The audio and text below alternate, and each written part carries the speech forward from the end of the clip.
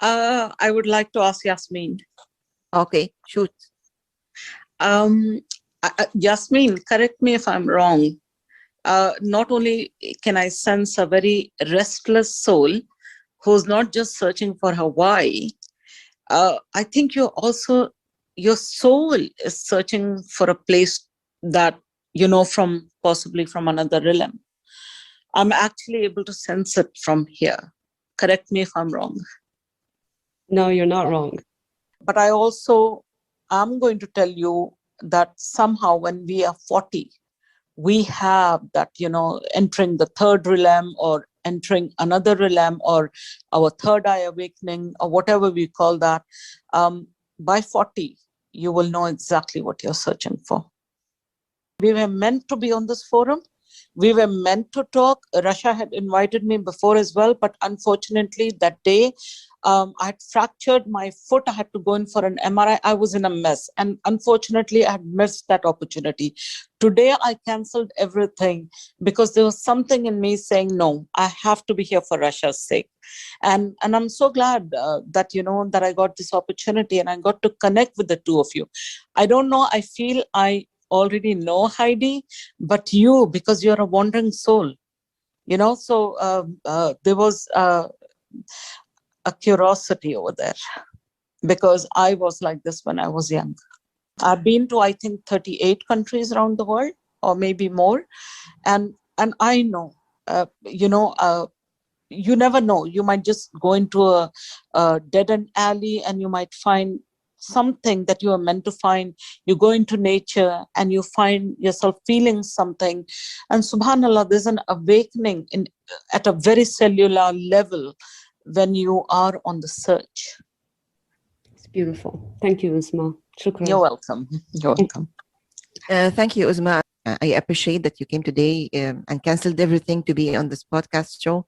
So, I couldn't let you down again, Rasha. Thank you, Uzma. I really appreciate it.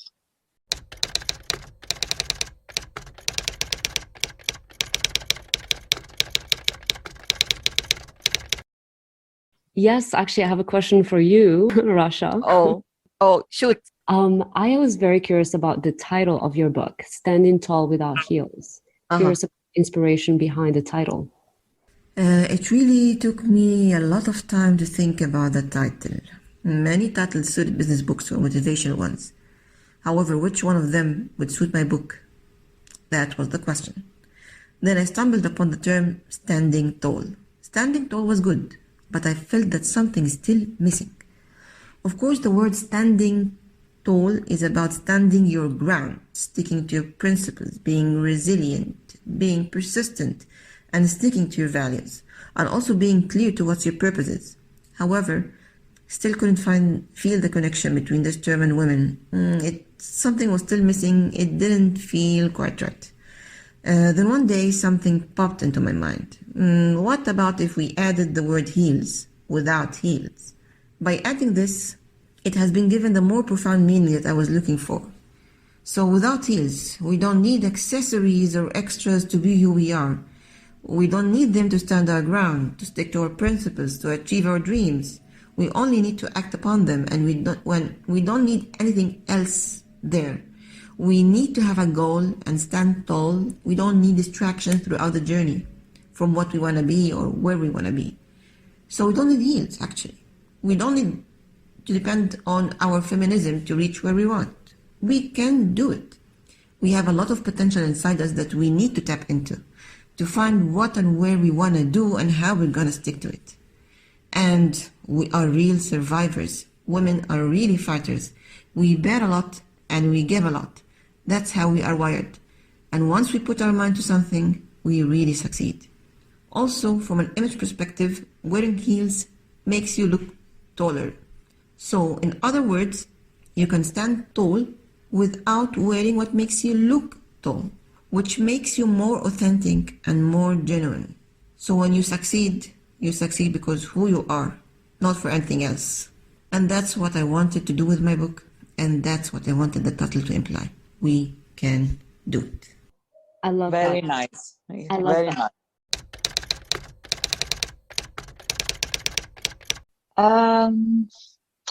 I wanted to ask Uzma, and actually my question might tie into Yasmine as well, because Uzma has mentioned something that when you hit 40, you know your true calling, um, kind of idea.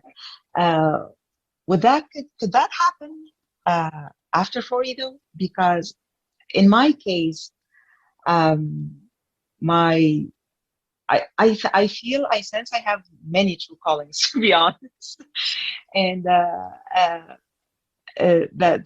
my passion that I turned into a business. This came within before I turned 40, or within that same um, period of my life. But now I am already past 40, and I'm steering away from that passion, and I feel I'm tapping into many other passions that just as strong and as powerful, and have this. And this is actually where I can find myself now.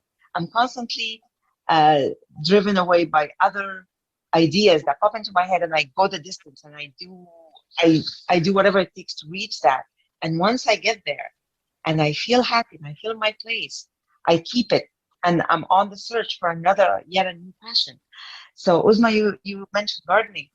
I fell in love with gardening 5, 6 years ago, and I've completely transformed my backyard. And now this is the first year I'm going into my indoor gardening, and I'm planting things from seed, and I'm keeping things alive, and I'm growing things like I see it grow before my eyes, and I feel that, oh my God, I'm creating life again. And this is just taking my by storm. And then another passion is popping up. It's every aspect of the things that I do now. I feel I'm alive doing it. So how would you explain that? Like am I gonna be constantly like this? Just am I gonna ever settle down, or how do you see this? Um, First thing of all, this concept of, finding, your realm or entering another realm at 40 is give or take 2 years. It can be at 38, it can be at 42. So that's the window between 38 and 42 or nearby. Some people may take a few more years off, and some may add a few more years. And I just think it's the things that we cannot do, or that we are not able to do, that becomes the desirable part of our dreams, and It's the that's challenge, isn't it? yeah, that's the unexplored territory that you wish to explore. That's what you want to do, and it keeps you alive. It keeps you motivated. It keeps you encouraged. It gives you the energy. It gives you the power, when you need it. And it's keeping a part of you alive. And you saying that I feel you have got so many callings. I think somewhere, maybe you are a homemaker and a home baker right now. And somewhere maybe that is within your comfort zone, and you wish to come out of it, and taking on something as a challenge. I feel like it's meant to be exactly like what you said. It seems like it's meant to be. Like we get together on this podcast together. It's all so well coordinated. Like it is meant to It be was already, somehow. yeah, it was meant to be. It was already written. And where you are looking for coming out of your comfort zone, maybe all these callings that you're saying, these are beyond your comfort zone, and that's where you want to go. And I would say this to everybody: get out of your comfort zones, because you never grow where you're comfortable. You always grow where you're uncomfortable. Why? Because your survival instinct comes to the fore. When you're in a strange land, when you're threatened, or presumably threatened, or where you are challenged, and where you are forced to back up on your primitive skills in order to survive, in order to make it, and in order to succeed. And that's why, a zone which is uncharted, unexplored, is the zone for you. Wow. Yeah. This is amazing. So yeah, go out, Yani. That soul is already telling you, get out, get out, Heidi. And your name Heidi reminds me of that cartoon that we used to watch in Saudi Arabia. Exactly. Heidi. Yeah. You know, Yeah. and that name conjures, you know, of a little girl from the Alps, you know, Austrian or German, and it talks about the nature, the kindness she shows towards animals and everything. So Yeah. your Yeah. name resonates that character somewhere, Heidi. You know, your name resonates that somewhere, mashallah. Yeah. I went to Switzerland and I took a picture. They were selling memoirs in the gift shop, T-shirts with that character on it, and I took a picture of it and I, this is me. Isn't that so? Yeah. Mashallah. Mashallah. So everything today seems connected to each other, and I'm very happy that you're enjoying this and that we are really enjoying the way we are asking each other and getting to know each other and sensing the feeling that we already have known each other for maybe 30 or 40 years or Yes, so. yes. Yeah, yeah. I think we established this one, which is more than perfect in less than 2 hours. So that's great. Absolutely. Yes, yeah, alhamdulillah, alhamdulillah.